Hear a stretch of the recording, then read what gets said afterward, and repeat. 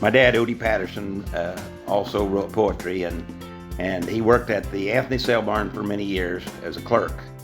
And he had an operation, was ill, and missed several weeks due to surgery. And so during that, he wrote this, and it's actually published in the Anthony paper. So I'm sharing it with you.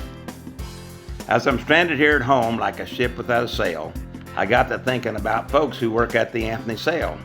First, there's Dale, the head of the sale, a man who's qualified. He knows his cattle well, and he does his work with pride.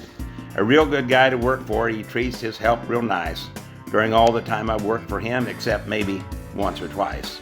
Then there's Irene, a regular queen, a gal with looks to spare. When it comes to personality, there's few that would compare. She has a way with people like I've never before seen. Lots of folks do business there just to see Irene.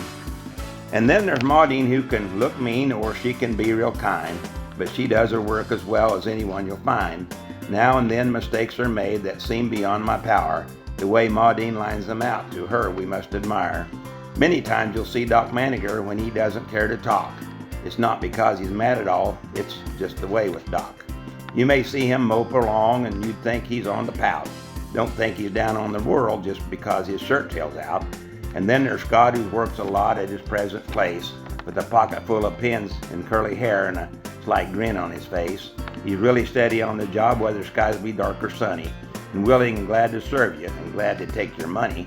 And there's old Bob, a pretty good cob, the man who runs the sale. His job is very essential to the Anthony Livestock Sale. It seems to have a lot of friends. I really don't know why. I get along with him sometimes. He's got a real good eye. And then there's Lyle, who gets on prowl and curses long and loud. And I can't see it hurts a thing, just entertains the crowd. I think he does a real good job in the work he has to do. Without his presence on the job, I'd sure miss a little chew. And then comes another Bob, with whom I've worked so near.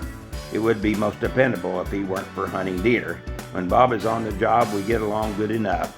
But when he takes off hunting, I always find it rough. I like to work with Cliff, and he's so loud and clear. And when it comes to clerking, well, he's my favorite auctioneer. Not to fault the others, I want to understand I'm not. I've worked much more with Clifford, and that does help a lot. Another handyman around who's willing to fill in is one of Clifford's boys. A really likable guy is Glenn. Of all the guys that work outside, I'm really not for sure. There's Merle and Ed and Don and Sam and many, many more. I know there's Orville way out west, who's a little bitty man, but when it comes to working, he makes a real good hand. And then there's a guy outside the door. I've heard him called Sam.